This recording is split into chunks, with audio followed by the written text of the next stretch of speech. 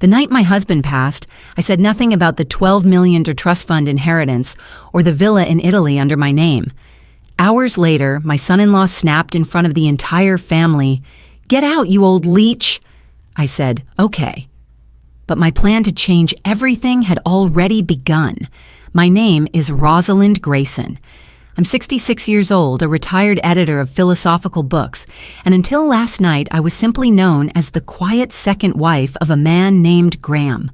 Not the real mother, not family enough. Just the woman who sat quietly in the third row of a funeral she paid for, unnoticed, unwelcomed, and eventually uninvited. It was raining the night Graham slipped away. A slow, almost apologetic rain that tapped softly against the hospital window, as if the world knew he was leaving gently. I held his hand until it turned cold, and I whispered, "You've done enough. Rest now." He had told me this might happen. He even gave me instructions, legal ones, sealed ones. But he never prepared me for what grief would feel like when it was mixed with humiliation. The funeral was beautiful, cold in tone, but expensive enough to keep people from asking questions. Melanie, his daughter from a previous marriage, had chosen a deep navy blue for the flower arrangements. She said it was Graham's favorite. It wasn't, but I didn't correct her. Correction, in moments of grief, only sounds like ego. I wore the gray shawl Graham bought me in Florence 10 years ago. No one noticed. The chapel filled quickly with faces I barely knew. Distant cousins, ex-colleagues, neighbors from 5 streets over. People came not to say goodbye to Graham, but to be seen saying goodbye to him. And I, the woman who had lived with him, who had cooked his meals, organized his medication, and edited his final letters, I sat alone. When the priest invited the family to come forward, Melanie walked first. Jason followed, her husband, my son-in-law by title only.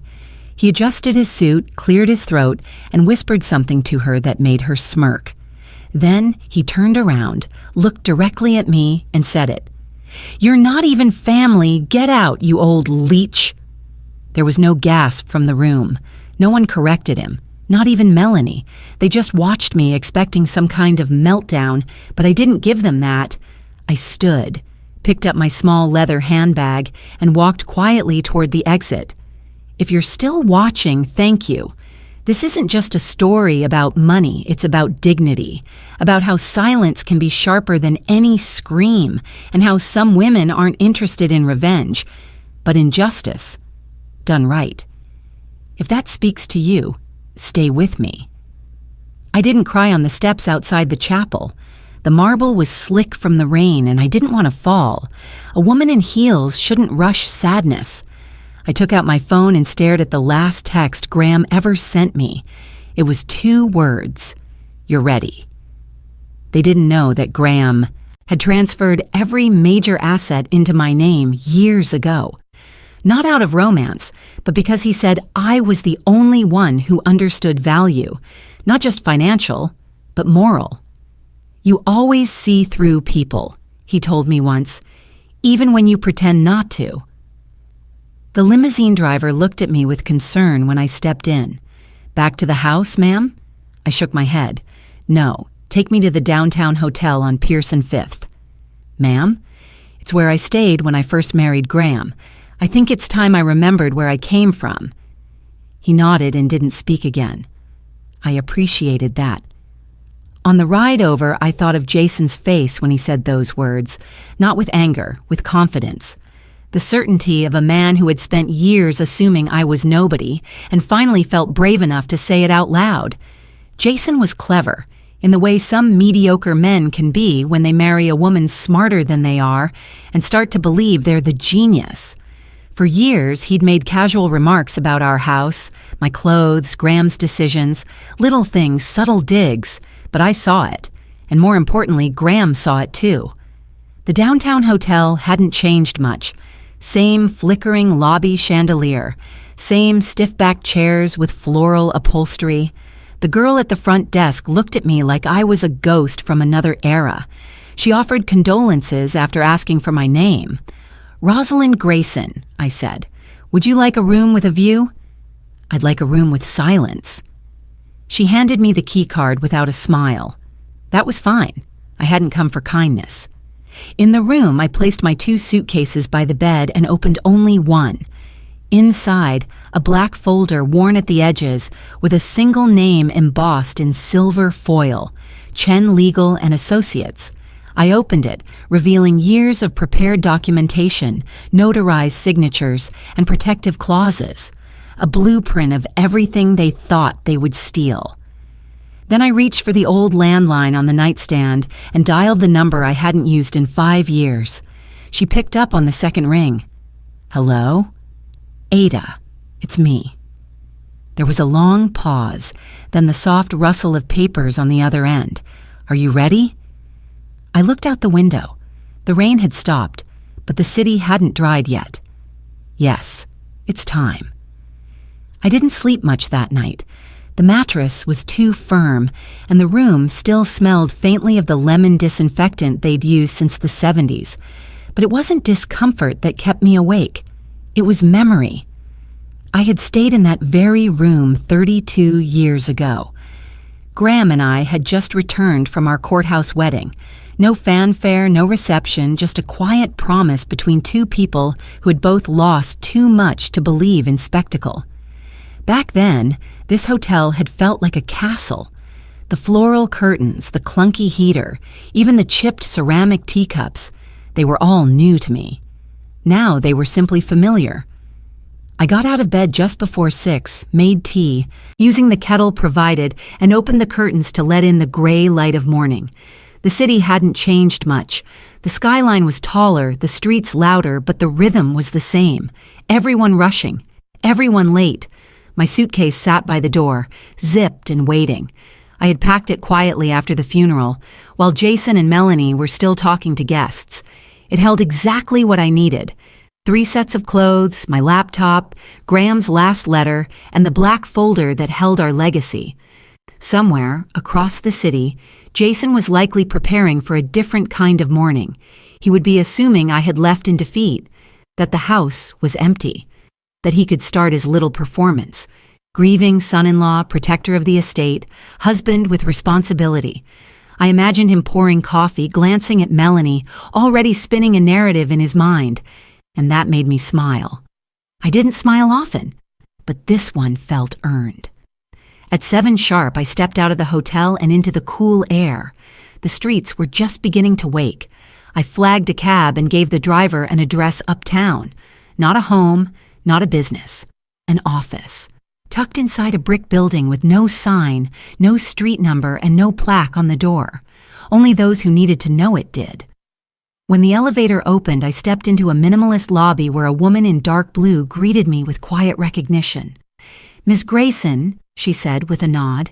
"She's expecting you." I followed her down a narrow hall, the only sound being the soft thud of our shoes against the carpet. At the end, a glass door opened into a corner office filled with warm wood and soft light. Sitting behind the desk was the only woman I trusted with everything, Ada Chen. She looked up from her laptop and stood. Her hair was now silver at the temples, but her presence hadn't changed. She wore gray slacks, a cream blouse, and that same expression of steady calculation I had always admired. "Roz," she said quietly, "you look tired." "I am," I replied, "but not weak." She gestured to the seat across from her and waited until I sat before she spoke again. "So, it's begun." I nodded and placed the black folder on her desk. "They've made their move," I said. "Jason humiliated me at the funeral." Melanie said nothing. Ada opened the folder, leafing through the documents like an old friend revisiting letters. "And the trust, still intact, accounts untouched. Villa's papers are current, and the banking protections are in place, just as we designed it." She paused and looked at me over her glasses. "You're sure you want to go through with this? I'm not interested in punishing them, but I won't be erased." Ada leaned back in her chair and exhaled. 15 years we've built this, quietly, carefully. Not one move outside the law. You've done everything exactly right, Roz. I looked out her window. The skyline shimmered behind thin clouds. Graham always said I saw the world 5 steps ahead. He wasn't wrong, but I never told him how tired I was of walking that far alone. Ada reached across the desk and gently touched my hand. You're not alone. We spent the next hour reviewing documents, asset schedules, timestamps, and legal notices. The trust had been structured under Graham's name initially, but by design, the assets had been slowly moved under my name through staggered transfers and layered corporate shells. All of it legal, all of it clean. Ada had handled every signature. She had made sure of it. Once the last paper was signed, she slid a final envelope toward me. It was slim, cream-colored, unsealed. "What's this?" I asked. "A letter Graham wrote before he passed. He gave it to me 5 years ago, told me to hold it until after the funeral." I took the envelope but didn't open it. Not yet. Instead, I stood, slid it into my bag, and said, "Next stop, the bank." Ada didn't follow. She just smiled, a rare, real smile, and said, "Call me when it's done." I nodded, stepped back into the hallway, and pressed the elevator button. When the doors closed, I caught my reflection in the polished metal. I didn't look like someone grieving. I looked like someone returning, someone who had been underestimated for too long. The cab ride to the bank was quiet. I sat with my hands folded on my lap, fingers lightly touching the leather of my bag. Inside, everything that mattered was already in motion. Jason always moved quickly when he thought no one was watching. By Monday morning, just 2 days after the funeral, he was already sitting in a corner office with his lawyer, Victor Kaplan, planning how to divide what he assumed was unclaimed property. He didn't know I'd left with intention. He thought I left defeated. Victor was slick, sharp-jawed, always dressed like court was happening, even if it wasn't. His reputation leaned heavily on settlements, not trials. Jason liked that. He didn't want truth. He wanted control. "She's gone. Probably hiding at some motel, crying over old memories," Jason said, leaning back in the office chair like it already belonged to him. "We need to move fast before she finds a way to contest anything." Victor tapped a pen against his notepad. "The issue is, there's no will on file giving you or Melanie rights to the house." Jason laughed, a dry, confident sound. "Of course there's no will. Graham would never leave that woman anything. She's not even real family." Victor raised an eyebrow. "Even so, we still need to prove ownership. The property records have to show transfer." Jason paused. "So get me a copy." "I did," Victor replied, sliding a manila folder across the table. "That's why I called you in." Jason opened it, expecting validation. Then his jaw tightened. The deed to the house listed one name, Rosalind Grayson. Transferred 10 years ago. Full ownership. No. Co-signature from Graham. No liens. No dispute. That can't be right," Jason muttered.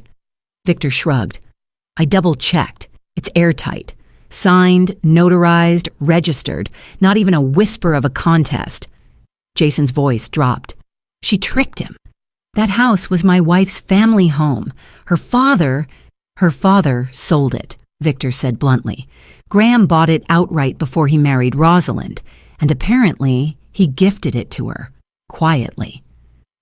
Jason stood abruptly. "This isn't right. That woman never worked a day in her life." Victor looked unimpressed. "That doesn't change legal ownership. Unless you have something stronger than your opinion, this is her house." Jason paced the room, his hand in a tight fist. Then he stopped. Is there a way to prove he didn't mean to transfer it? You want to challenge the deed? I want to reverse it." Victor sighed. "That's not how this works. Unless you can prove fraud, coercion, or incapacity at the time of transfer, which, by the way, was 10 years ago, you don't have a case." Jason clenched his jaw. "Then maybe we need to be creative." Victor didn't respond at first. He leaned forward slowly, steepling his fingers. "Just how far are you willing to go?" Jason narrowed his eyes. "What do you mean?" I mean, if there was, say, an earlier will, one that predated this transfer, that stated Graham intended the house for Melanie, and if that surfaced suddenly... Jason's face remained blank, but his silence was permission. Victor nodded slowly. I'll draft something. Old-fashioned, handwritten, nostalgic enough to seem real, but not too clean. It has to look aged. A man who kept his intentions private. Jason straightened his tie. Make it look like it came from a safety deposit box. Victor scribbled a note. If we do this, you'll need to act like it's a surprise. Emotional. Genuine. I can do that. And Melanie? Jason hesitated. She'll believe anything I tell her. Victor didn't smile, but there was satisfaction in his tone. Then let's proceed. They thought I had disappeared. They thought I was grieving in silence, too fragile to fight. They were wrong. As they sat there plotting, Ada's quiet measures were already in place. She had sent a junior associate to monitor Jason's movements, not invasive, just informed. The associate had followed him from the funeral home to Kaplan's office, recorded timestamps, noted behavior. I didn't want revenge. I wanted record. Because men like Jason don't leave bruises. They leave erasure. That afternoon, Melanie called Victor separately, asking about paperwork. She sounded unsure, softer than usual. My dad wouldn't have left without a clear will, she said. Can't we just look through his desk again? Victor assured her it was under control. We're handling it. Trust your husband. She hesitated. Rosalind paid for the funeral, the flowers, everything. That seems... She probably wanted to look good, strategic. Don't fall for it. Melanie fell silent. Jason walked in, heard her voice, and motioned for her to hang up. She's starting to question things, Victor said. She won't for long. I'll keep her close. But they didn't realize something far more important. I wasn't gone. I was ahead. And every document they tried to recreate, every lie they tried to script, I already had the originals, tucked in a waterproof folder in the hotel room drawer, signed and witnessed a decade before they even bothered to look. The elevator rose without a sound, its walls polished like still water. I watched my reflection shift as the numbers blinked past. 14, 15, 16. The top floor of Halstead and Royce Private Banking was reserved for clients who didn't need to ask for access. They were expected. When the doors opened, the man at the reception desk stood before I could speak. Mrs. Grayson, he said, welcome back. I hadn't been here in 3 years, but they still remembered. Not because I made a fuss, because I never had to. He led me through a quiet hallway where the carpet softened every footstep. Oil paintings lined the walls, serene landscapes, all European, mostly lakes and stone paths. Graham used to say this floor was curated to make power feel like peace. Gia met me at the corner suite. She was tall, impeccably dressed, and had the calm presence of someone who had seen every kind of wealth and never been impressed by any of it. Rosalind, she said warmly, extending both hands, I was wondering when you'd come. I wanted to wait until the funeral dust settled, I replied. She gave a knowing look. It never settles. It just rearranges. We sat across from each other at a round walnut table that overlooked the skyline. Coffee was already waiting. She didn't ask how I liked it. She remembered. I assume you're here to initiate the protective phase, she asked. I nodded. Everything we outlined with Graham. Full lock. Consolidate the discretionary assets, trigger the secondary trust protections, and execute the hold on real property titles. Effective immediately. Gia opened a black folder that matched mine, tabbed with neat labels. Liquidity accounts are currently at $12.4 million, not including the villa, she said without hesitation. The villa's title is already secured through your Italian holding. Cash flow from the tenant lease is healthy. We've received all 4 quarterly payments this year. I reached into my bag and slid over a simple document. I'd like to reassign the access codes, remove Graham's name entirely. Gia reviewed the document. This gives you full and sole authority over the master portfolio. I already had it, but I want it reflected on paper. She signed it, stamped it, and tucked it into the folder, without another word. The tea arrived on a porcelain tray. Not coffee, not a gesture of hospitality. This was always our routine. Green jasmine, no sugar. Gia poured for both of us. The smell of it grounded me. I took a sip, letting the warmth anchor my breath. They don't know anything, do they? She asked quietly. Jason thinks I walked away with nothing. Melanie. I don't know what she thinks anymore. Probably that I'm just tired, that I gave up. Gia smirked. They'll learn. I don't want to hurt them. I just don't want to be erased. Gia looked at me seriously. Rosalind, women like you don't get erased. You get rewritten by others unless you write first. We moved to the review phase. I confirmed all the security protocols we'd designed. No digital access without my biometric signature, no withdrawals above a certain threshold unless pre-cleared by me, and notarized. The villa in Lake Garda was protected under its own shell corporation. Lucia was the registered caretaker and silent witness. The revenue from the property was clean, traceable, but insulated. Gia brought out one final document, a chain of title map that showed, with elegant clarity, how every major asset had been moved from Graham's ownership to mine over the last 10 years. I traced the lines with my finger, seeing the entire structure unfold like an old family tree. Only this one had no branches leading back to Jason or Melanie. When we were done, she leaned back and studied me for a moment. You've always been one of my quietest clients. Never demanded anything, never rushed. You just prepared. Noise invites resistance, I said softly. Silence makes space. Before I left, she handed me a flash drive.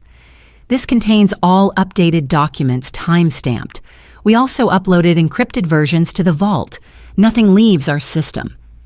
I slipped the drive into the inner pocket of my coat. Thank you, Gia. You're not done yet, she replied with a faint smile. But you're very close. Back in the elevator, I thought of Graham again.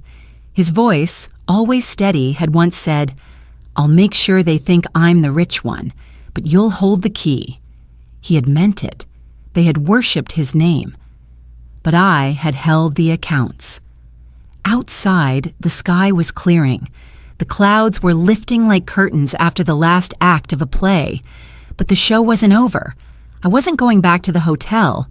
There was something else I needed to revisit, something that would remind me where this all began, and maybe who I used to be before I let myself fade into the background.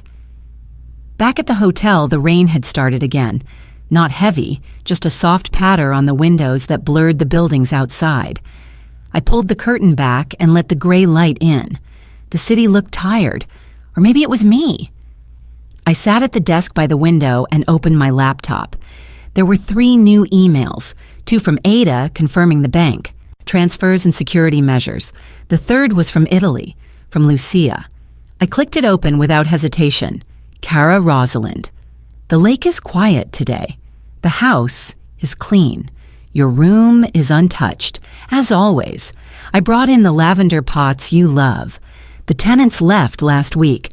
They left the terrace cushions out in the rain, but I've dried them. It's ready whenever you are. He would want you to come back. With love, Lucia. I sat still for a long time after reading it. I could almost smell the lake air, clean and cool, with that hint of old stone and morning bread from the village below. The villa in Lake Garda had always felt like a secret, even though it was legally mine. It wasn't bought with inheritance. It wasn't part of Graham's portfolio. It came from someone else. Years before Graham, I had been married once. Briefly, unhappily. A man named Everett. All charm, no substance. He loved Italy, though. Bought the villa after a summer trip, called it his retreat. When the divorce came, he left everything except the house. I didn't want it at the time, too many ghosts, but I kept it, quietly, maybe out of spite, maybe because it was the only thing in my name. Years later, when Graham and I were first together, we visited the villa on a whim. It was overgrown and cold, but something about it made him soften. He proposed there, on the crumbling terrace with the chipped lanterns and the lake stretching out behind us like a painting. He said it felt like the only place where I fully breathed. I never told Melanie. She assumed the villa came from her father's wealth, and I never corrected her. It didn't feel important at the time, but now it did. I opened the photo folder on my laptop, one I hadn't touched in years. Inside were snapshots from that trip. Graham standing in front of the old olive press, Lucia holding a bottle of red wine with dust on the label, me in a linen dress I no longer owned, smiling in a way I didn't recognize anymore. Not the polite smile I'd worn at fundraisers or dinners, a real one, eyes half closed from sun and safety. I remembered how Graham had asked to have the villa transferred into my name, formally even though it already was. "Let's make it official," he said. "I want them to know this was yours, not mine. Not for the lawyers, for you." He kept his word. He always did. I reached into my suitcase and pulled out a small box, flat and wrapped in old tissue paper. Inside was the original deed, signed, notarized, stamped in Italy. Graham had insisted on keeping a physical copy, tucked inside a drawer in our study. Lucia had mailed it to me after his passing, unprompted. I held the paper in my hands. It was yellowing at the edges, but intact, real. That house wasn't part of any trust. It wasn't under a corporation or a shell. It was mine, outright. A place untouched by the politics of family or inheritance, and they didn't even know it existed. To Jason, I had been a silent bystander in Graham's empire. To Melanie, a woman her father married late in life, polite enough to tolerate but never close enough to trust. And maybe I had made it easy. I had stayed in the background, paid the bills, organized the holidays, showed up when asked, disappeared when dismissed. But behind that quiet, I had built something lasting, not for pride, not for power, for peace. There was a knock at the door. I crossed the room and opened it. A hotel staff member stood there with a small envelope. "Delivery for you, ma'am," he said. I thanked him and closed the door. Inside the envelope was a note, handwritten. No signature. "We heard from Victor. He says we can file for temporary control while probate is processed. We should act before the weekends. Let's meet tonight. Melanie's in." I folded the note carefully and set it aside. They were making moves again, assuming the house was unclaimed, assuming the villa was a myth, assuming I was invisible. But they never asked what I had before Graham, who I was before I married into their world, and now they were about to learn. Victor Kaplan's office was sleek and sterile, all glass and chrome, like every other boutique law firm that thrived on whispers and favors. Jason arrived early, dressed in charcoal gray, the same color he had worn to the funeral. This time he looked sharper, more confident. He'd shaved. He even brought Melanie. She sat beside him with a soft expression, somewhere between uncertain and resigned. Her hands were clasped tightly in her lap, and she kept looking toward the door like she expected someone else to walk in. But no one did. Rosalind wasn't coming. And that, Jason thought, was perfect. Victor greeted them with his usual clipped professionalism. "I've prepared the packet," he said. "We're treating this as a constructive omission case. Your father-in-law's original intentions can be argued through previous estate language and emotional precedent, especially if you submit a personal letter, ideally handwritten." Melanie looked up. "But there wasn't a letter, was there?" Victor paused, then smiled. "There could be." Jason cut in. "We'll say we found it in his desk, an old one, dated before the transfer. Something like, 'I've always meant for Melanie to have the house. She deserves a home.'" Sentimental. but vague enough to sound natural. Melanie hesitated. That feels dishonest? Jason turned toward her. It's not lying, it's protecting what was already ours before she showed up. My name's not even in the trust, Mel, but I'm the one managing things. You know your dad wouldn't have just left it all to her. She paid for everything, Melanie said quietly. The funeral, the flowers, the travel arrangements, even the headstone. Jason's tone sharpened. Because she wanted to look like the grieving widow. You think that was generosity? That was strategy. Victor raised a hand. Let's stay focused. The goal is temporary control of the estate through court petition. If we frame Rosalind's absence as abdication, and if we present a plausible prior will or letter of intent, we can request oversight during probate, which means you'll have access. And once we get in? Jason asked. Victor leaned back. We evaluate the accounts. If we find evidence of mismanagement or coercion, we file for contestation. That freezes her position. Melanie looked away, her voice soft. I don't want to fight her. Jason leaned in. She never saw you as family, Mel. She never invited you in. She kept everything behind locked doors. She controlled Dad, and now she wants to erase you. Melanie didn't reply. Victor placed the draft letter on the table. It was written in trembling handwriting with uneven spacing, like it had been scribbled in a hospital bed. Jason picked it up and scanned it. It's good, he said. Emotional, but not theatrical. Victor nodded. I used a nib pen, faded the ink, sprinkled a little tea stain. It'll hold up for a preliminary hearing. Jason folded it neatly. We'll find it tonight. Victor handed him another envelope. And this is the notice to serve Rosalind. Quietly, through a process server. No drama, no confrontation. Melanie looked ill. I just want to talk to her. Jason didn't look at her. She had her chance. Across town, Ada Chen was sitting in her home office, listening through a small wireless recorder placed under Victor's conference table. She had retrieved the audio less than an hour after the meeting ended, thanks to a favor from someone in building security. No legal breach, just informed observation. Ada had sent the file directly to me. I listened to it in silence. Jason's voice didn't surprise me, but Melanie's did. I had expected anger, but what I heard was hesitation, fear. The kind of fear you only feel when the person next to you starts to speak for you, louder than you ever agreed to. I saved the file in 3 different places: my encrypted cloud drive, a secure USB, and a hard copy transcription printed and notarized within the hour. Ada was precise. We both were. That's why we had planned this for over a decade. I looked out the window. The sky was finally clear. The city glowed in soft gold as the sun dipped toward the horizon. Jason was playing with fire.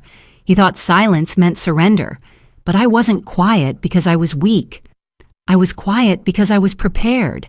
And now that he'd forged a dead man's words, he had crossed a line we could trace in ink, timestamp, and court record. Tomorrow they would find the letter, and tomorrow night Ada would file the counterclaim with the recording attached. The bench sat under the same willow tree it always had, across from the small duck pond where Graham used to read the paper on Sundays. It was one of the only places in the city that hadn't changed. Still quiet, still shaded, still private. I arrived first, as I always did, early enough to gather myself. I wore the beige coat Graham once said made me look like I'd stepped out of a Paris novel. I didn't feel like a character in anything today. Just a woman waiting for a conversation she wasn't sure she wanted. Melanie showed up 8 minutes later. Her hair was pulled back loosely, and she wore a navy cardigan over a dress too thin for the weather. She didn't wave, just walked toward me with slow, measured steps and sat down without speaking. I waited. She glanced at the water, then at her hands. I didn't think you'd agree to meet, she said finally. I wasn't sure I would either, I replied. Silence hung between us like mist. Then Melanie exhaled. I'm sorry about the funeral, she said. Jason, he shouldn't have said what he said. I nodded once. No, he shouldn't have, she swallowed. He's under a lot of stress. That's not an excuse, I said, my tone even. Stress reveals character. It doesn't excuse it. She looked down at her lap. I didn't say anything when it happened. I should have. I didn't know what to do. You stayed quiet because you weren't sure who you were supposed to defend, I said calmly. Melanie looked at me, startled. That's not true. It's all right, I said. I'm not here for an apology. Then why are you here? I turned slightly toward her. To ask a question. She waited. If I had nothing left, no house, no accounts, no name on a trust, and I came to you with only a suitcase and a winter coat, would you offer me a room in your home? Her mouth opened slightly, then closed again. It's a real question, I said. Not a test. Melanie looked away. I don't know. I do, I said gently. A duck splashed in the pond nearby. The air smelled like wet earth in early winter. Melanie's voice was smaller when she finally spoke again. You're not my mother. I know. But sometimes you felt like one. Quietly. I never tried to take your mother's place. She nodded. I know that too. We sat in silence again, both staring at the pond. She pulled her cardigan tighter around her shoulders. Jason thinks we can file for control of the estate, she said suddenly. He says it's just paperwork, that it's what Dad would have wanted. Is it what you want? I asked. She hesitated. He's persuasive, she said finally, and I don't like confrontation. I smiled softly, not unkindly. You married it. That caught her off guard. She let out a breath that was almost a laugh, then shook her head. I guess I did. I'm not angry at you, Melanie, I said, but I am disappointed. I never meant to be part of this, she whispered. You didn't stop it either. The willow leaves rustled above us, scattering, small golden petals across the path. She brushed one from her lap without looking at it. Did Dad know you had control of the house? She asked. Yes. Did he plan it with you?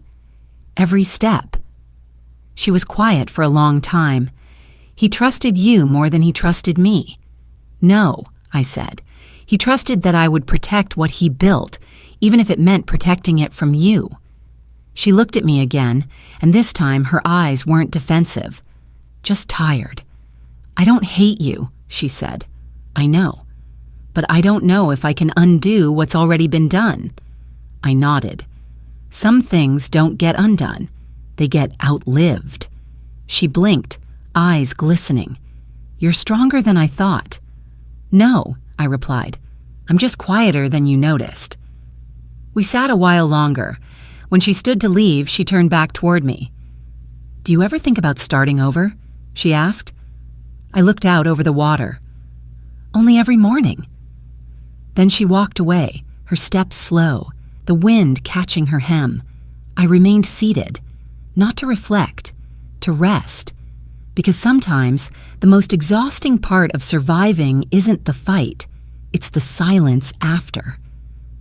The cab pulled up slowly in front of the house I hadn't seen in 9 days. From the outside, it looked almost unchanged. The tall hedges Graham once trimmed himself had grown a little wild, and the mailbox was stuffed with grocery circulars and unread sympathy cards. The porch light was still on, even though no one thought to turn it off during the day. That was the thing about Jason. He moved fast, but he never looked back. I asked the driver to wait. He nodded, didn't ask questions. I stepped out and walked toward the gate, not unlocking it, just watching. Through the front window, I saw movement. 2 figures. One was Jason. The other, someone I didn't recognize right away. A woman in heels, short blonde hair, clipboard in hand. A realtor. Jason was giving her a tour. I stood still.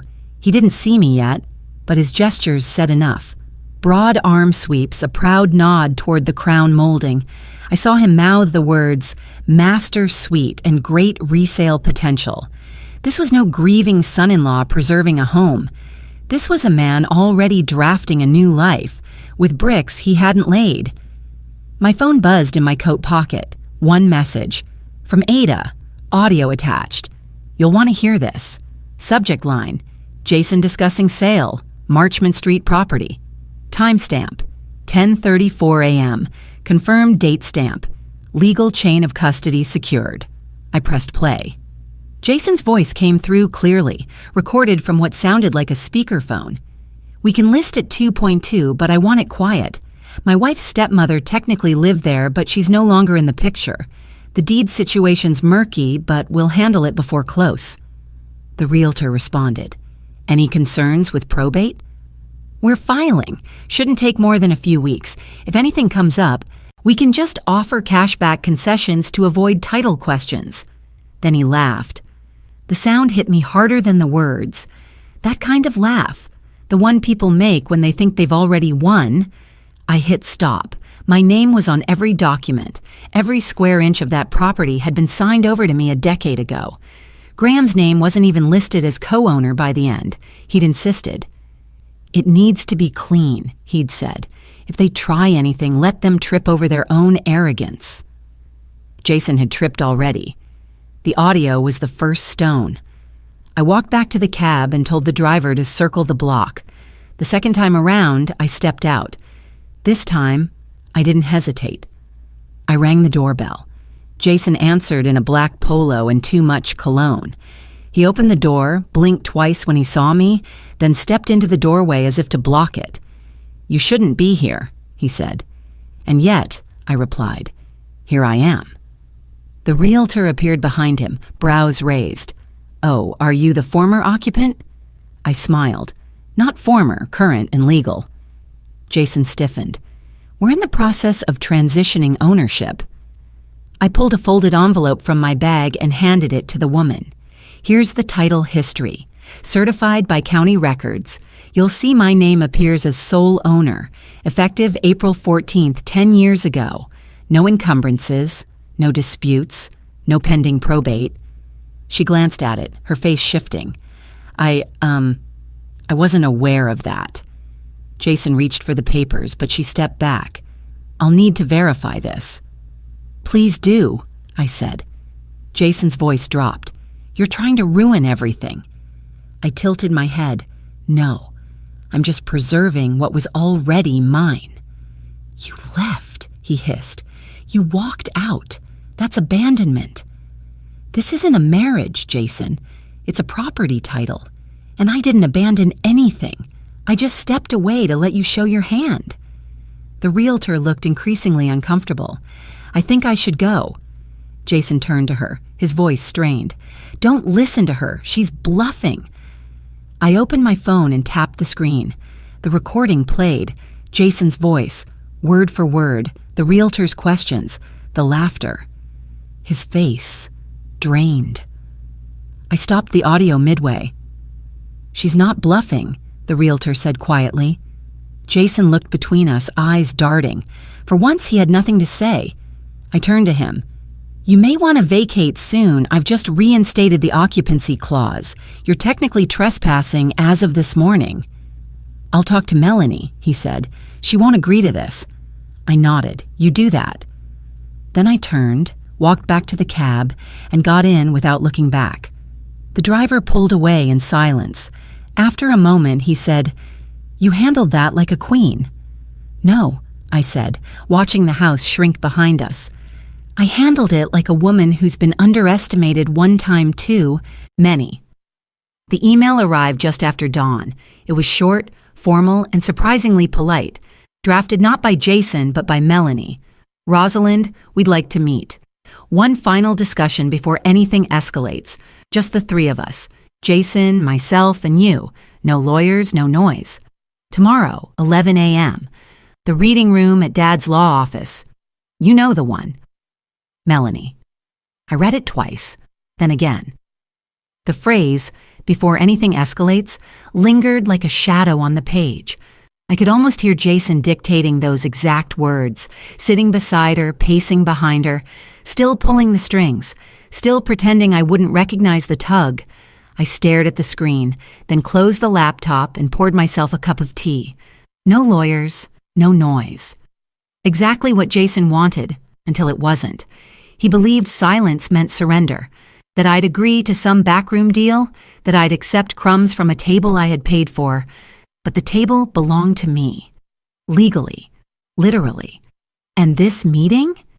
It would not be about negotiation. It would be about revelation. At 10:42 the next morning, I arrived at the law office. It was the same space Graham had used for years, simple, wood-paneled with worn carpets and thick glass windows that caught the morning light in soft gold. The receptionist didn't ask who I was. She simply nodded and opened the door to the reading room. Jason and Melanie were already seated at the long oak table. He stood when I entered, not out of respect, but to establish control. Melanie gave me a weak smile that didn't reach her eyes. "Thank you for coming," she said. I placed my leather folder on the table and sat. "I assume there's a reason this couldn't be an email." Jason leaned forward. "We didn't want things to get uglier than they already are." "Uglier," I repeated. "That's an interesting word choice." He ignored the tone. "We're here because there's still time to resolve this privately." "Privately," I echoed. Melanie looked uncomfortable. "We just think there may have been misunderstandings. Dad didn't leave a very clear will." "No," I said. "He left a very clear trust, a fully executed, fully funded 10-year-old trust, with my name on every line." Jason's jaw flexed. "We found a letter." I tilted my head. "A letter?" He slid a folded page across the table. It looked aged, handwritten, smudged at the corners. I didn't touch it. "Found in his study," Jason said, "in the back of the drawer." "After all this time?" Melanie nodded. "We weren't looking before.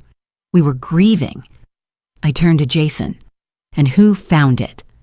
He paused. "We both did." "You're certain?" He didn't answer. I opened my folder and placed a single printed page in front of them. Here's a transcript of a conversation recorded in Victor Kaplan's office 2 days ago.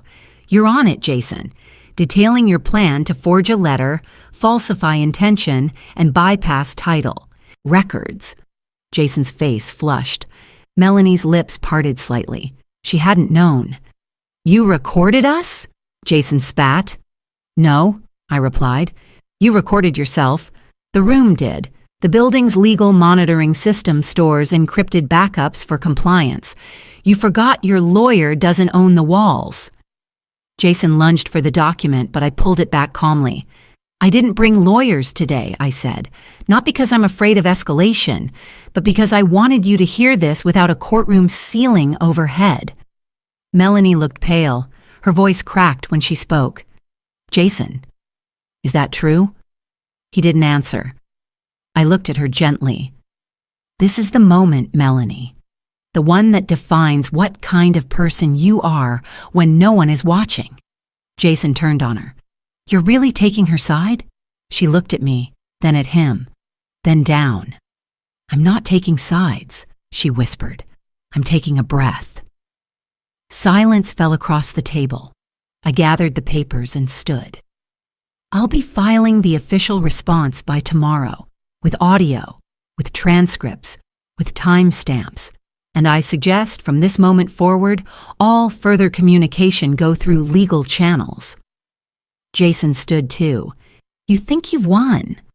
I gave a small, quiet smile. I didn't come to win. I came to end what should have never started. Melanie didn't stand. She just sat there, her hands folded, her eyes distant. I walked to the door. My heels clicked softly against the marble floor. Before stepping out, I turned back and said, "Bring your strongest lawyer next time. You'll need them." The official reading of the will was scheduled for 10 a.m., exactly 12 days after Graham's funeral. The law office was quiet when I arrived, too quiet for a morning with that much tension in the air. I'd worn black, not for mourning, but because it brought calm. The kind of calm that made people nervous. The receptionist ushered me through without speaking. She knew who I was now. Everyone did. Inside the reading room, sunlight poured through tall windows onto a long walnut table. Ada was already there, organized as always, her folders stacked with quiet authority. She looked up, nodded once, and went back to reviewing documents. We didn't need small talk. We were past that. Victor Kaplan entered next, walking with the kind of energy that masked unease. He gave Ada a brief nod, then looked at me, but said nothing. Jason followed, jaw clenched, phone in hand, pretending to scroll. Melanie came in last. Her hair was pulled into a bun, face pale but alert.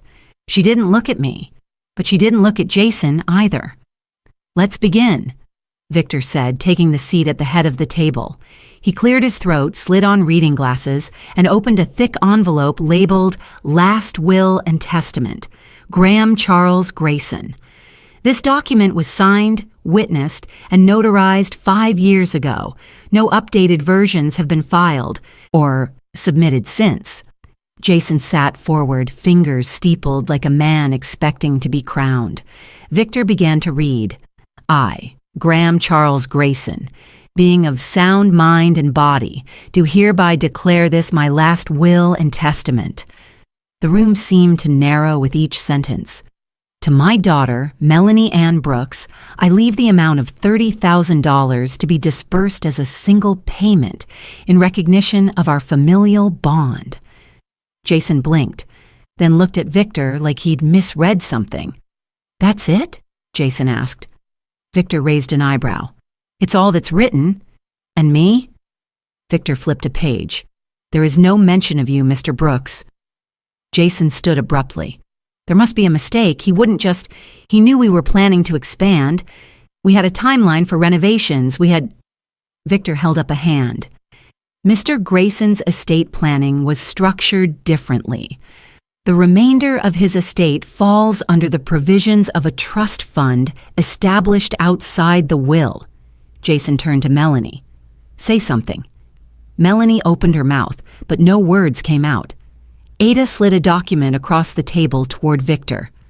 If I may, she said calmly, this is the formal summary of the Grayson Trust, executed 11 years ago, fully funded. All assets were moved under Mrs. Rosalind Grayson's sole authority by 2016. Mr. Grayson's estate contains no residual property. Victor took it, scanned the page, and stilled. Jason's voice dropped. That can't be legal. Ada turned to him. It's airtight. Every asset was transferred well before death. There's no basis for challenge, no probate, no court discretion. Jason's hands curled into fists. So she gets everything? Just like that? I spoke for the first time. Not just like that. Over time. With intention. With paperwork. With the trust of a man who knew what would happen the moment he was gone. Jason's voice rose. You manipulated him. Ada answered before I could. Graham Grayson was advised by 3 independent financial and legal consultants over 10 years. All confirmed competency. All signed off on every move. Your name never appeared on a single document, Mr. Brooks. Jason stood again, but Victor motioned for him to sit. There's more, Ada said. She opened a second folder. This is the property deed for the primary residence on Marchmont Street, signed, notarized, and filed under Rosalind Grayson's name as of April 14th, 10 years ago. No co-ownership, no dispute. We also have an audio file time-stamped, confirming intent to sell the home without her knowledge. Jason's face went from red to white. Melanie finally spoke. What audio? Ada didn't even look up. The one he thought wouldn't matter. Victor sighed. I would advise ceasing any sales discussions immediately. Jason turned to Melanie, but she had already shifted her chair away. This isn't over, he muttered. Ada slid one final envelope across the table. It is. This is the signed confirmation of trust distribution. Mrs. Grayson has full authority. She's chosen not to pursue damages. That's her kindness. I'd suggest you don't challenge it. Jason didn't touch the envelope. Melanie reached over and pulled it toward herself. Her fingers shook slightly. Victor cleared his throat and began closing the documents. unless there are objections. This concludes the reading." Jason stared at me across the table, his voice low and bitter. "He really left us nothing." I looked at him for the last time. "No, he left you exactly what you earned." The room emptied slowly after the reading. Victor left first, quiet and taut, carrying his briefcase like a white flag folded into leather. Melanie stayed behind, eyes cast down, tracing the grain of the table with one trembling finger. Jason, for once, had no final word. He stormed out without looking back, a shadow of the man who thought he could rewrite a legacy. Ada remained seated across from me, organizing documents into two neat piles, one to be archived, one to be filed. Her presence, calm and precise, had always been a kind of armor for me. Today it felt like victory. "This is the part they never see coming," she said, slipping the final page into its folder.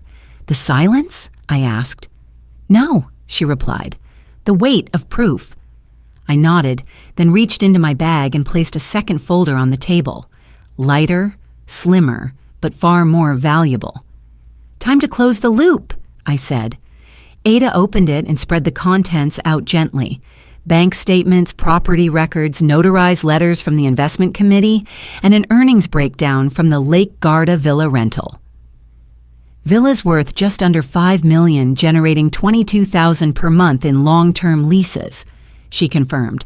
"All income flowing to a private holding account under your name. Untouchable, uncontested."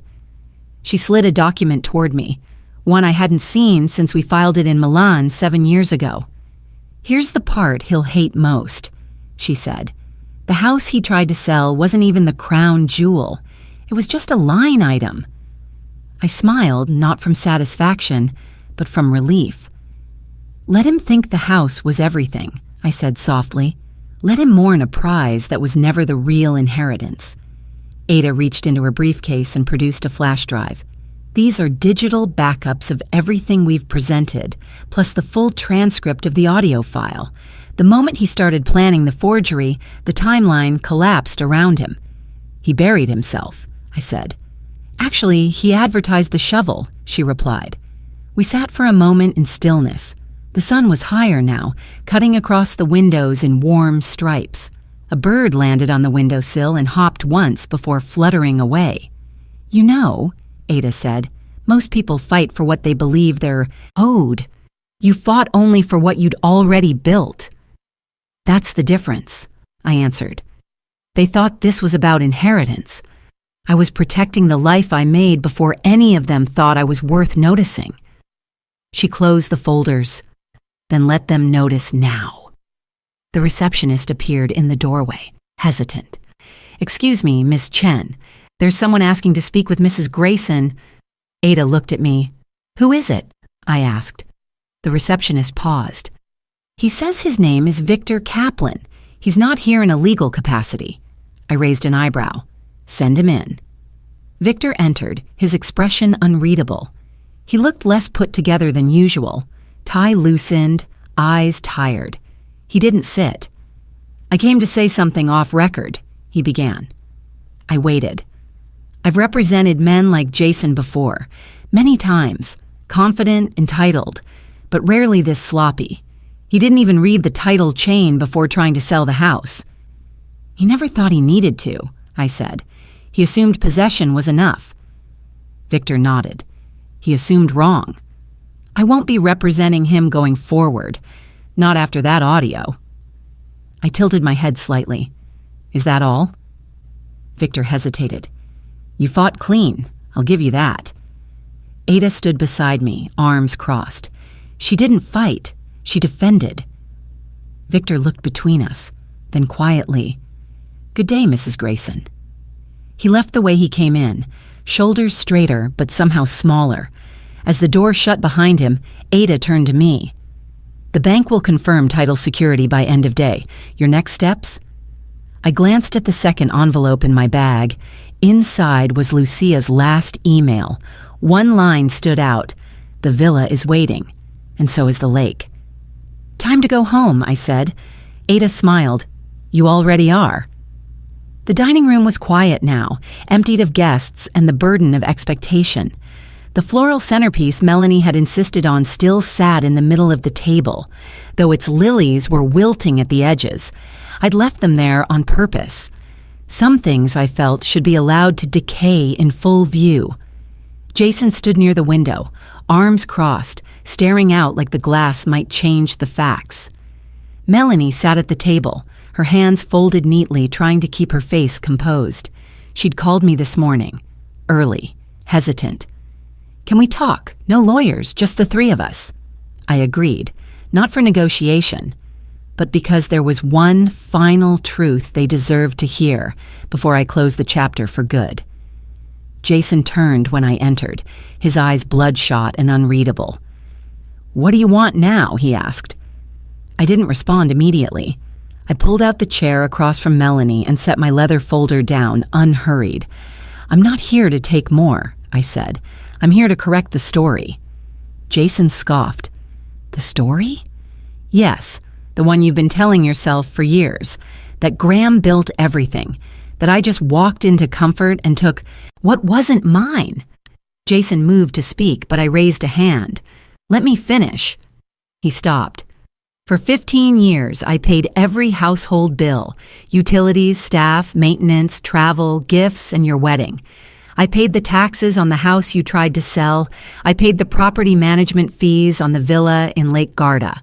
I paid for Melanie's graduate school, her medical expenses during the miscarriage, and the renovations after the flood damage in the basement, all from accounts that were in my name." Melanie blinked. "Wait, Dad didn't cover those?" I looked at her. "Your father's accounts were structured for long-term yield. He had liquidity, but he preferred to let it grow. He trusted me to handle the rest.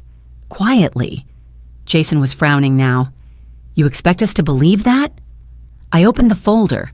Inside were printouts, decade-old spreadsheets, receipts, credit reports, notarized account summaries, each bearing my name and dated well before Graham's diagnosis. I slid them across the table. "You don't have to believe it," I said. "You can read it." Jason didn't reach for them. Melanie did. She scanned the first few pages, her eyes moving quickly, then slowing down. "This is everything," she whispered. "The mortgage, the hospital bills, the donations in Dad's name." I nodded. He let the world think he was the financial pillar, but he knew the truth, that the structure was mine. He protected it because he respected it. Jason leaned forward. "You mean he used you?" "No," I said evenly. "He honored me. In a world that only ever credited the man, he made sure the woman behind the walls had the keys." Jason scoffed again, softer now. "Why didn't you say anything?" "Because I didn't need to, until you tried to take what I had built." Melanie's hands were trembling slightly as she set the papers down. "You've been carrying this all along." I looked at her, softer than before. "You thought I was a shadow, but I was the structure, the quiet foundation under your noise." Jason stood suddenly pacing. "So what? You want gratitude? A parade?" "No," I said. "I want acknowledgement and distance." He stopped pacing. "You don't get to shut us out." "But I do," I said gently, "and I have." He looked at me, and for the first time, there was something in his face that wasn't anger. It was fear. "You'll regret this," he said. I tilted my head. "Regret is for people who made mistakes. I made choices." Melanie was crying now, not loudly, but with small, controlled sobs. She reached into her purse, pulled out a tissue, and said nothing. Jason turned and walked out of the room. The door didn't slam. It clicked shut like a punctuation mark. Melanie looked at me across the table, her voice barely above a whisper. "Why did you come today?" I stood and placed my hands flat on the folder. "Because I wanted you to know the truth before I left for good." "Where will you go?" she asked. "To the place that was mine before any of this ever happened." She looked down. "I don't know if I can undo what we did." I didn't reply. Some things don't get undone. They just stop mattering. As I walked toward the door, she said, "You were the real benefactor, weren't you?" I paused. "Yes, but not just with money, with silence, with time, with forgiveness I never received back." Then I left, not because I was angry, but because I was finally free. I returned to the house the next morning with a locksmith and a folded notice in my coat pocket. The sky was pale and empty, no clouds, no sun, just the color of unfinished business. I stepped out of the car slowly, walking up the front steps as if it were any other morning, but it wasn't. This was the final one. The front door was unlocked, slightly ajar, as if someone had left in a rush. I didn't knock. I walked in. Jason was at the dining room table, still in sweatpants, a half-empty cup of coffee beside him. The living room was cluttered with moving boxes that had never actually moved. Melanie stood near the hallway, arms crossed, hair pulled back, eyes red-rimmed. She looked like she hadn't slept. Jason stood the moment he saw me. "You have no right to just walk in." I reached into my coat pocket and handed him the notice. "You have 48 hours to vacate. After that, the locks will be changed. A copy's been filed with the county clerk." He scanned the paper. "You think this scares me?" "No," I said. "I think it clarifies things." He threw the notice down. "This is insane. You're throwing out your own family." I looked at him calmly. "You made it clear I was never family." Melanie spoke up, voice cracking. "Can't we talk about this?" "We did," I said. "You had a seat at the table. You chose silence." Jason stepped toward me. "You think this makes you noble? You think you're better than us?" "No," I replied. "I think I'm finally done pretending we're the same." He laughed bitterly. "You can't do this without legal force." "I don't need force," I said softly. "I have ownership." Ada had prepared everything perfectly. The house was mine, not because I demanded it, but because Graham gave it. Piece by piece, document by document. Jason had always assumed possession meant power. He forgot that paperwork speaks louder than entitlement. Jason stared at the floor, breathing heavily. "I built a life here," he muttered. "No," I said. "You lived in mine." Melanie stepped forward. "Where will we go?" "That's not for me to decide," I said gently. "But I suggest you start by asking each other real questions for once." Jason opened his mouth, but no words came out. He looked at Melanie, who didn't return the glance. I turned toward the door, then paused. "You can keep the coffee maker," I said. "Graham never liked it anyway." Jason didn't laugh. Melanie did, just once. Quiet, almost sad. I walked out to the porch where the locksmith stood waiting.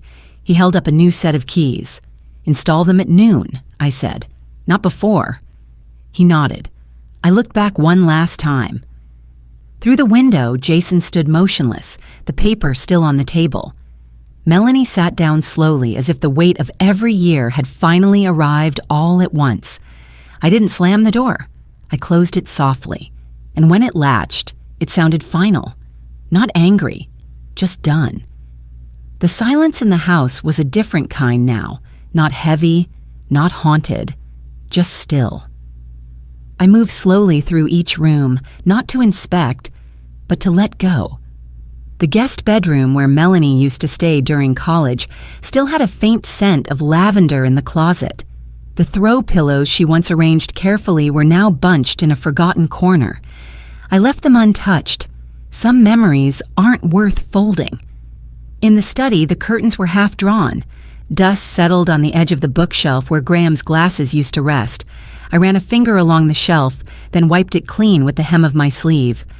I poured myself a cup of tea and sat at the kitchen table, alone for the first time in years. Not just physically, but emotionally. There was no one else's voice in the next room, no tiptoeing around tension, no conversation to manage or avoid. Just me, and it felt like air after a long time underwater. I opened my email. One message waited from Lucia. "The villa is quiet now. The sky over the lake is pink in the morning. The vines are starting to grow again. The upstairs room is ready, the one with the arched window. Come when you're ready, and bring your favorite sweater. The wind has changed." I stared at the words, letting them wash over me like warm sun. She knew. She always knew. The villa had never been a retreat. It was a return. To myself. To the woman I had been before titles, before compromise, before being someone's second wife or silent support. It was mine, and it waited without asking questions. I finished my tea, rinsed the cup, and placed it upside down on the drying rack. Then I opened the hallway closet and pulled out my old suitcase. The leather had softened with time. The handle creaked when I lifted it.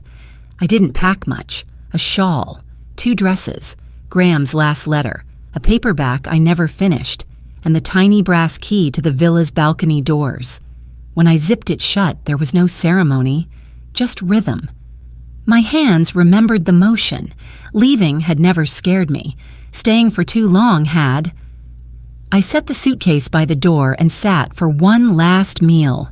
Roast vegetables, a slice of bread, olive oil and sea salt. Simple food, food I liked, food no one asked me to prepare for them.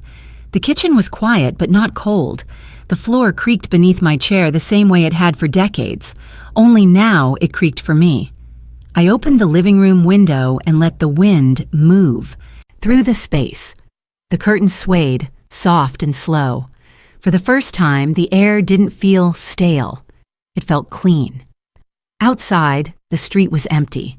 A child's bicycle leaned against the neighbor's fence. The mailman passed without noticing me. I liked that.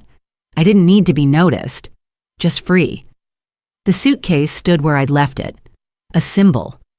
Not of escape, but of return. I didn't cry. I didn't hesitate. I simply placed my coat over my shoulders, took one last look at the walls I had once shared with someone I loved, and whispered quietly, "Thank you." Then I opened the door and stepped out. No more whispers behind my back. No more pretending not to notice. No more rooms full of people where I wasn't invited to speak. Just a woman with a name, a deed, a destination, and no one left to impress.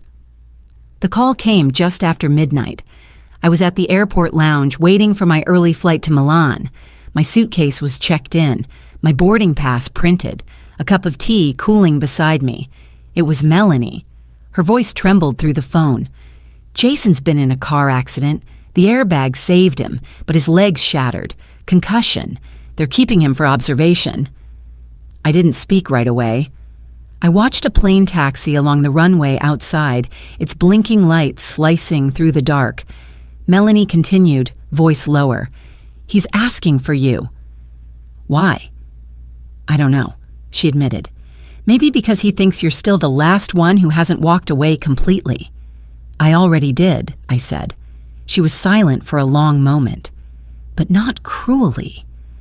I closed my eyes. She was right. "I'm at the airport," I said. "My flight board's in an hour." Another pause. "He's in room 412, Memorial." I didn't promise I'd come. I just hung up. But 20 minutes later, I called the airline to delay my departure by 1 day. Not for Jason, for me. I arrived at the hospital just after 7 in the morning. The hallway smelled of antiseptic and worn-out flowers. I moved quietly, my coat still buttoned, the same shoes I'd worn to the reading room clicking softly on the linoleum. Room 412 was at the end of the hall. Jason was awake, pale, propped up on thin pillows, one arm in a sling, bruises along his cheekbone. The swelling around his left eye had gone down, but he looked smaller, not just physically, in presence. He turned when he saw me. Didn't speak. I didn't sit. He tried to straighten up, winced. "I didn't ask for pity," he said. "You didn't ask for anything," I replied. "You demanded." He looked toward the window. "Melanie's getting coffee." I nodded. She sounded tired. "She should be," he muttered. "I've dragged her through too much." I let the silence stretch. He glanced at me again. "I wasn't always like this." "No," I said, "but you became it." I thought I was doing what a man's supposed to do: provide, lead. Control, I corrected gently. He closed his eyes. I really thought I could handle everything. I studied him for a moment. You thought money was power. You never understood. It's just a tool. The real power is restraint. He didn't argue. I took one step closer. I'm not here to forgive you, I said softly. I'm not angry, but I'm not going to pretend either. I didn't expect you to come. You didn't expect me to stay either, and you were right about that. His voice was quieter. I never hated you, you know. I do know, I said. You feared me. He looked at me then, eyes clearer. Why didn't you fight louder? I offered a small, tired smile. Because sometimes silence teaches louder than shouting. The heart monitor beeped steadily beside him. The room felt strangely warm. He shifted again, and this time, the movement strained him. I stepped forward and adjusted the blanket near his feet. A small kindness, not affection, just dignity. He looked at my hands. You remind me of my mother, he said. That must be why you tried to replace me so quickly. That time, he almost smiled. Melanie entered just as I was turning to leave. She froze when she saw me, coffee in one hand, phone in the other. You came, she said quietly. I leave this chapter to you now, I replied. What you build next is your choice. Melanie nodded, eyes glossy. Jason said nothing else. At the doorway, I turned one last time. You're not my son, I said, but I'll pray for your healing. Then I walked down the hallway, each step steady, each breath unburdened. Outside, the air was cool and clear. My ticket to Milan waited in my inbox, and this time, I wouldn't delay. The train from Milan arrived just after noon. The sky above Lake Garda stretched wide and blue, dotted with wisps of white clouds that looked like they had nowhere urgent to be. From the station, I could already smell the faint mix of lemon blossoms, old stone, and water. Lucia was waiting at the platform just as she had promised. She stood with her hands folded in front of her, a wool scarf around her shoulders despite the gentle warmth. Her hair was silver now, but her smile hadn't aged at all. Rosalind, she said, opening her arms. I stepped into her embrace. No words, just the kind of welcome that doesn't need explanation. We drove in silence through winding roads lined with olive trees and ivy-covered walls.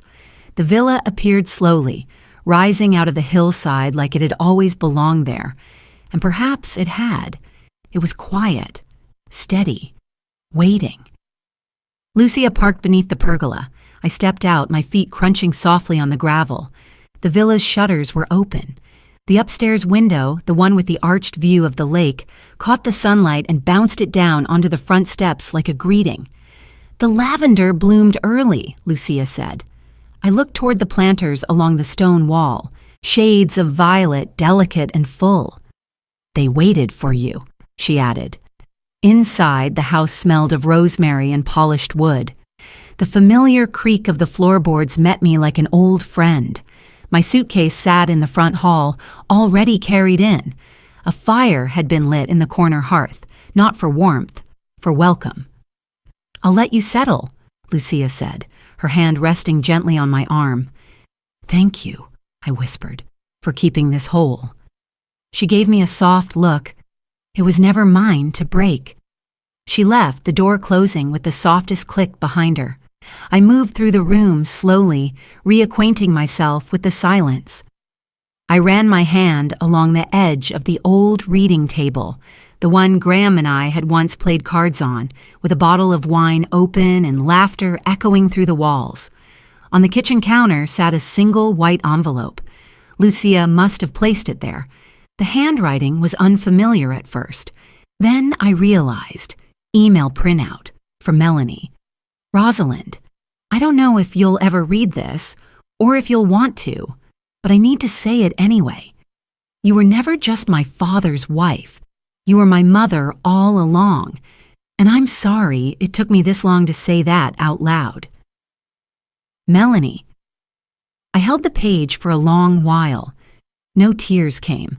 Not today, just stillness, a kind of soft settling in the chest, the kind that doesn't demand forgiveness, only understanding. I folded the paper and tucked it into the drawer beside the teacups.